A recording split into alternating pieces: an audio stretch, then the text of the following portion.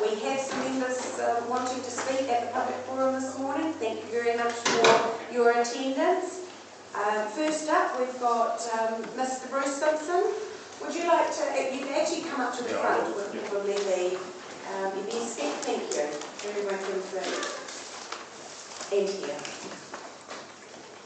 I actually do have a bell here, but he's 5 minutes, Bruce, and it's all yours.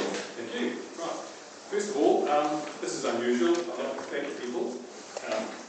I sent an email out to all the councillors. They should have got this, but if they haven't, I'd like to make it a matter of public note, public record, that I want to thank Councillors Gash and Gilsina for remembering that the assets held by the council are held in trust for the people of the district and shouldn't be disposed of arbitrarily and without consultation. I'd like to thank our Mayor, Jenny Shannock, and Group Asset Manager, Ted Anderson, for allowing me to use a drone, in fact, this drone, to get some video of the parks and reserves around here. And a tiny excerpt of this footage has already been posted to YouTube just a few days ago. It's been seen over 3,000 times and it's producing extremely positive feedback. And if you haven't seen the feedback that's just on the video, I have a couple of quotes from there. From the local Genuine Tokoro Facebook page, wow, amazing, love it, awesome. And from YouTube, nice spot, I'm going to have to come across the ditch and look soon. Another one, simply astounding, gorgeous, beautiful place, makes me want to take a trip there. I've been dreaming of a trip to New Zealand for years, more like this, please. So thank you to the Mayor and the Asset Manager for allowing us to happen. I'd also like to thank Councillor Napu Lipscomb, who, unlike so many other councillors, always does me the courtesy of acknowledging the emails I send out. It's a small thing, but it shows an incredible level of professionalism, and she's a credit to this council just for that, because it's the little things that make a big difference when you're trying to maintain your image, and she does a wonderful job at that. It's not a big task to do it, and it reflects so well on this council that she does. Right, moving along. First of all, I want to read from the council's own website, where it has the page titled Council's Vision.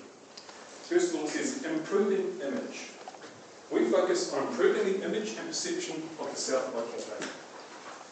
In growing economy, we support and encourage existing businesses and endeavour to attract new business to the district.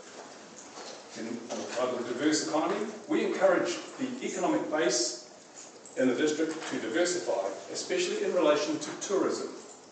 Now, this is the vision the council has stated. I'm sure you're all aware of it, because it must be something that guides your policy making and your decision making. Right, so now we move on. I must say, I have a few concerns about the honesty of that vision based on my own experiences with council. But we have to acknowledge that at the moment, Tokoro's image is pretty bad.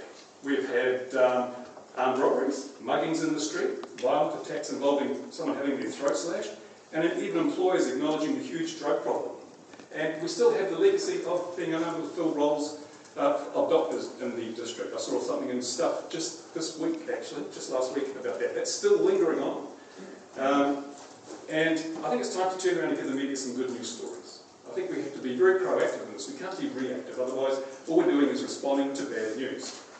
And so one of the initiatives that I'm promoting at the moment, and you should have all got an email regarding this, is drone training at the Tokoro Airfield. Now, I have set aside what now amounts to about $100,000 worth of my own time and resources to train our young people in the area of unmanned aviation, which is a big area. It's a growing industry, $127 billion by the end of the decade, which is only 3 years away, 2.5 years away.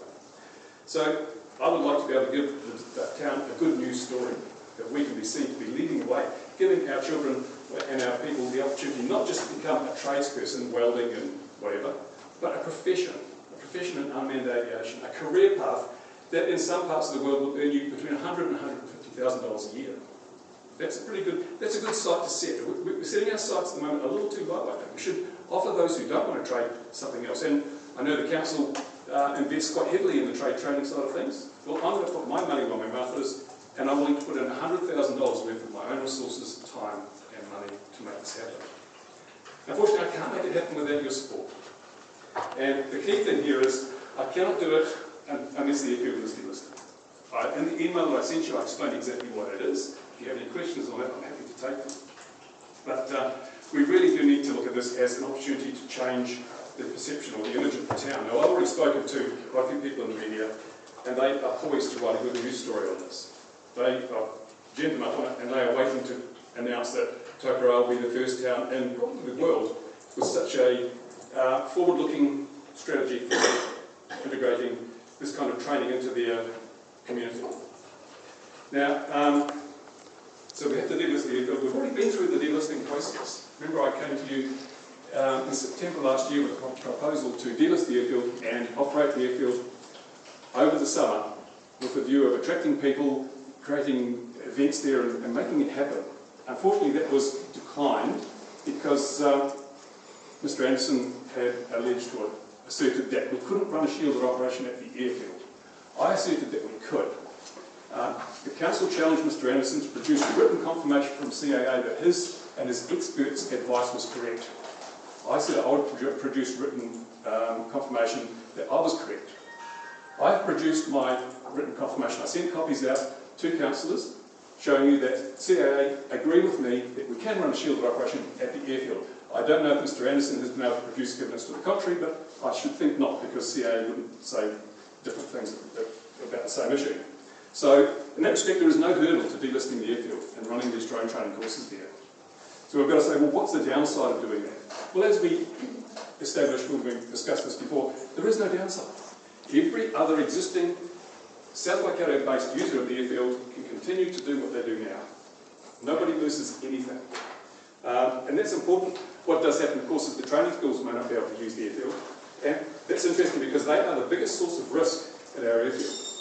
The 4 incidents that have occurred at our airfield, which endangered people and property, have all been down to the students from the training schools. There have been 3 involving the CTC flight school. On one occasion, a child got its arm broken at the pony club because they did some low passes when they shouldn't have. On 2 other occasions, CTC aircraft have landed in the middle of the runway while other users had the airfield closed. That's the driver training primarily. And just February of this year, an Ardmore student landed in the middle of the model jet flying that was happening there, which again, the airfield was closed. Students are a high risk category of airfield users. And we should look at that and say, well, you know, are we going to lose anything if the students don't come? No, we're going to gain something. We're going to gain some safety. To that end, I spoke to Don Waters, the Civil Aviation Safety Advisor, and I sent you all copies of his business card. And he confirmed, he said, yes, it would be a good idea to delist the airfield given its multi-role use. Because when you have a listed airfield, you're inviting people to come and land there. And some of the people that come don't know the rules and they do bad things like landing in the middle of driver training. If we delist the airfield, which is CAA's recommendation, so it's not me now, it's CAA saying, in the interests of safety, delisting is a good idea. I see no reason why we can't delist. And when you look at the potential obvious opportunities that it's going to open up, I would find it very difficult for the council to disagree with that. So finally, I have to say that I call on the council to honour their vision statement, because all the initiatives I'm bringing are promoting new businesses, they're promoting tourism, and promoting access to the community. Honour the vision statement or take it down. Thank you very much. If there are any questions, I'll have to field them. Are there any questions of Mr Simpson? Thank you very much. Thank you for that.